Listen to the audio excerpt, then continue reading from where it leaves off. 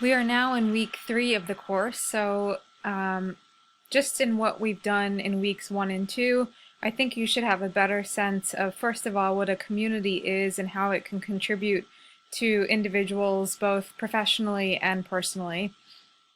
You read Anita's case, and that really revealed a lot of the layers around community problems, social justice, really community infrastructure, and how, depending on whether or not you have access to assets of a particular community or if there are multiple barriers, how difficult it can be to really get your basic human needs met, and especially access to services.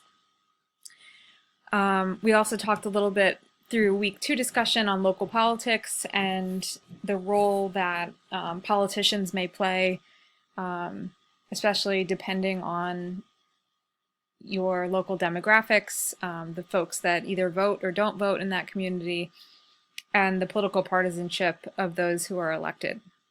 So looking forward to week 3, we're going to be talking about assessing a community's needs and assets, and this is going to go a little bit more in detail than what we've read about so far in weeks 1 and 2. So week 3 objectives are to describe community problems, community needs, as well as community assets, and to develop skills in community assessment, including secondary analysis and community mapping. And so this is really going to prepare you for assignment number 2, which you will be doing with your dyad in partner. So the material from this week is going to be providing you with the skills and tools that you're going to need to assess how a community functions. And again, that's really looking at a community's problems, their needs, the assets in that community, mapping that community so geographically you can see where things are located in relationship to one another, and then assessment will be introduced and discussed this week. So I'm not going to go through all these slides, but generally just to consider some of the problems in communities can include depression, crime, violence, global climate change, and poverty are just a few.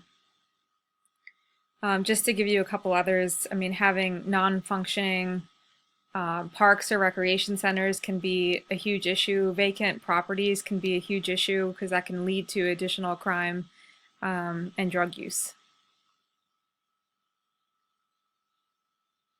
So social problems have 2 components. So as you're thinking about, and you also completed your own, assessment of your own community and whether or not it's a good community. And one thing to think back through on is that social problems have 2 components, an objective component as well as a subjective component. And in order to understand both of those components, it's really important to look at all the different sources of community problems, and there are a number of theories. The functionalist perspective, Marx has theories around social problems, and so the remaining slides in this PowerPoint are going to walk you through a series of theories on social problems. I'm not going to go through those right now, that's part of your reading for this week, but I'm going to jump out of this slide and go over with you the rest of the readings for this week, as well as then the 2 discussion questions that I'm going to be looking for you to read about and answer. So I just jumped to the objectives, readings, and media page within week 3. And there's a number of readings here from the Community Toolbox chapters, specifically 3, 17, 18, and 19, that are going to be talking about assessing local needs, assessing resources within a community, how to identify those assets and resources, how to conduct needs assessment surveys. Some of you may have already been doing this through your internships and your work, but it's not a bad idea to get a refresher. And if you haven't done that before, then it will be great to read about in regards to identifying macro level issues and assessments. And then there's a number of supplemental readings around asset mapping, conducting advocacy research. If you are interested in either getting your PhD one day or in a teaching career or a research career, then I do suggest that you look at some of these supplemental readings for this week. I'm going to jump out of here and go to the 2 forum questions. So the first discussion question is on unmet community needs.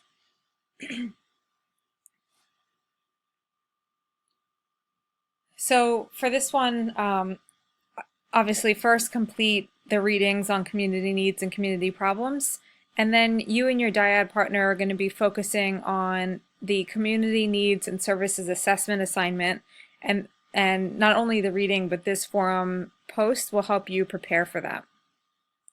So you're going to be identifying potential community members who you could talk to about your selected community's needs and strengths. So you don't need that at this point to actually interview the people. This discussion forum is really just to help you and your partner brainstorm some possible key informants for assignment 2. So for the initial post, in 1 or 2 sentences, identify the name of the community that you want to assess and the problem area that you're hoping to address. Also identify 2 people who would be knowledgeable about this community and its problem. Ideally, these should be actual people, so you can go to organizational websites and identify folks that either work in the community or work with that population, and note down their title as well. And then develop 3 specific questions that you would want to ask each of those people that you think would help you get some useful insights around what the needs are in that community. And then finally, I want you to include the reasons why you think those people and questions would be critical. And then please also utilize 2 references to support your thinking from this week's readings.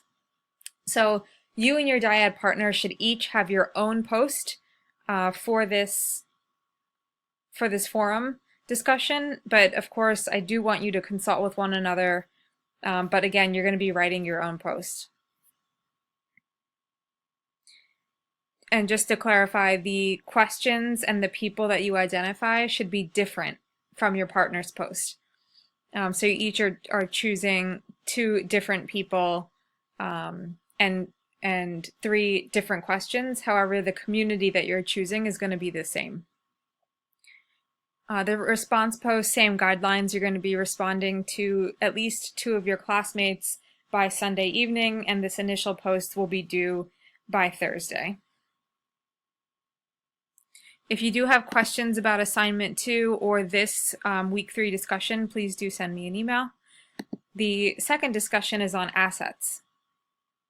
So before writing this post, please complete all the readings on community assets and resources, identifying the strengths of the community. So understanding what about communities people can rely on to help grow, build their own network or their families, or have a place where they can really call home, their home base is essential to understanding the functioning of a community as a whole. And so for this post, and this is going to also contribute to your assignment number 2, develop a list of 5 critical pieces of information that you believe are needed for understanding the strengths of a community. And then for each piece of information or variable, include your source of data or the methods that you would use to get this information. So you don't actually need to go and collect the information, you just need to identify the variable and the source. Possible strengths may vary by community, so just remember that as you guys are talking about either, if you're comparing communities, that you may not find the same strengths from one to another. But do consider what pieces of information could tell you that your particular community is strong versus weak. Rely on your knowledge of the community and readings from this course to be able to answer that question. I don't necessarily want you to include any demographic information, so population, education, poverty, income on this list of community strengths. I want you to be a bit more specific than this. So think about what possible indicators of strength could be or are located in your selected community. Again, I want you to consult with your dyad partner on this, but you each are writing your own post, and the 5 critical pieces of information that you choose should be different from your partner's post. So actually, when you brainstorm together, you could brainstorm 10 and then each write about 5.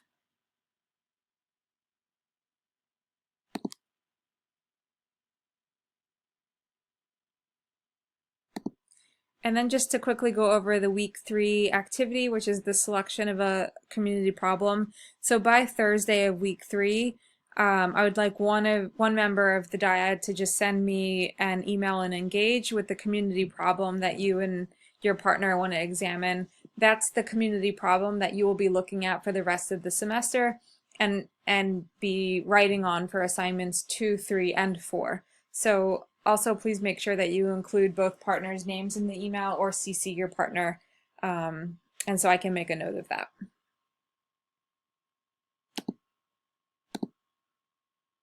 I think that's all I have for week 3 video. Again, you're going to be focusing on community strengths and assets. If you have any questions, please do send me an email and I'll be prompt in getting back to you. Talk to you soon.